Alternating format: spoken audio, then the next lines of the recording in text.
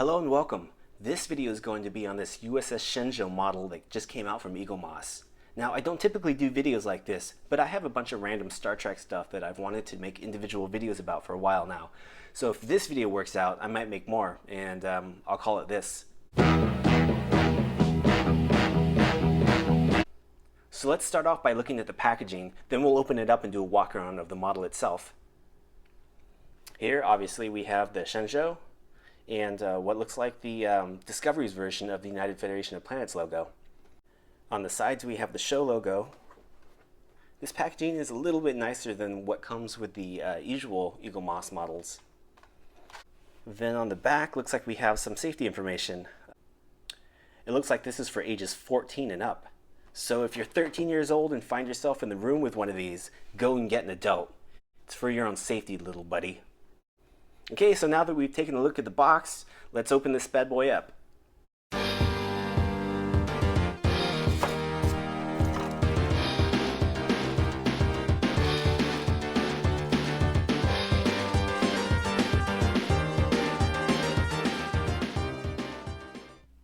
So here it is, the USS Shenzhou. It's a Walker-class ship, which is named after Captain Joe Walker of the United States Air Force, and later a test pilot for NASA.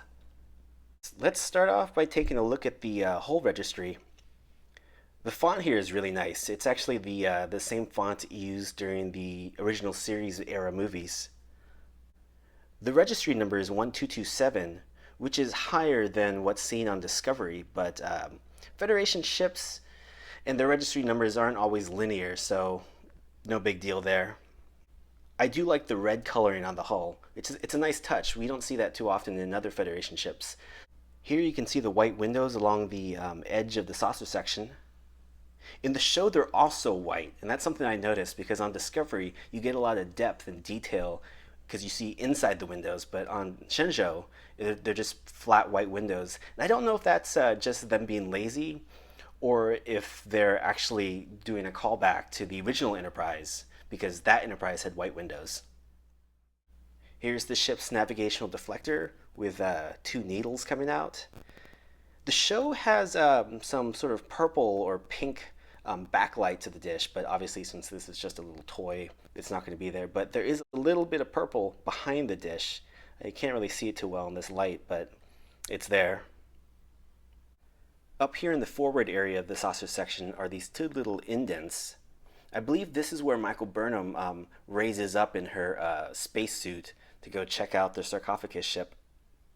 The more I look at this, the more I get used to not seeing a bridge here up top. It actually gives the ship a nice smooth profile, makes it look sleeker, and it's not a bad change.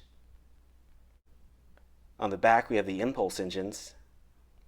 They're pink here, which is a little bit different, but Discovery's trying its own thing out and using its own color scheme. And there's some more fins here along the pylons, and then the warp nacelle. The warp nacelle has a nice detail. It's really sharp. Under here there's some translucent red plastic. It's in there, so I don't know if it's ever going to be illuminated, but it's there if you take a close look at it. And here's a very TNG era looking starship pennant. This actually looks like the one on the Enterprise D. And something that always struck me about the warp nacelles on Shenzhou is that they look a lot like the ones on the USS Vengeance. They're very thin. The Bussard collectors are almost non-existent. But they have a similar shape with a very thin Bussard collector and flat side.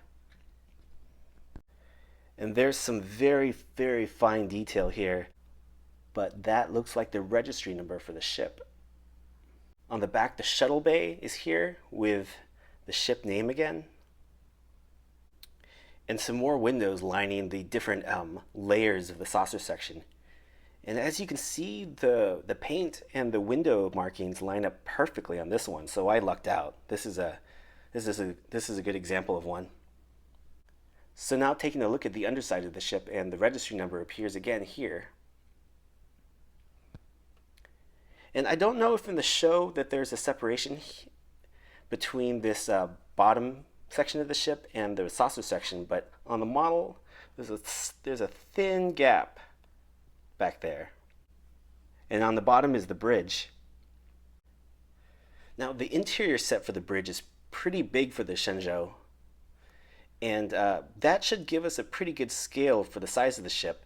Now, I think the brochure here says that it's 423 meters, but I'm going to have to do the math on that and measure the size of this and see how that correlates with the rest of the measurements and how that compares with what the brochure says.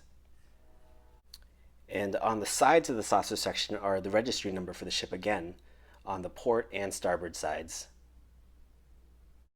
Now, something about these models is that they always have to hide their seams where they fit the metal and plastic parts together. And this one does a really good job because it's pretty hard to see where the seams are. And again, here you can see some of the gap. I'm going to put my finger back there so you can kind of see the separation a little bit easier. In the second episode, we see the escape pods being used, and they're actually hidden down here. So they aren't actually apparent on the model itself, but they're there. Now, something you may or may not know is that this ship is designed by John Eaves, who also designed the Enterprise E. So it's nice having that lineage from TNG era Trek over here with Discovery. Here's the ship side by side with the NX-01, so you get to see some of the design lineage from one ship to the other. Now, I know that these ships are from different shows and probably different universes as well, but still it's nice to see some lineage going on with this new Star Trek show. The Shenzhou had a pretty tough life. Michael Burnham dissed its transporter room, and later its captain has her face eaten off by Klingons, and the ship is left derelict by the binary stars. So let's give this ship a better send-off. So that's going to wrap up this look at the USS Shenzhou. You kids keep your hands above the waist and no tongue.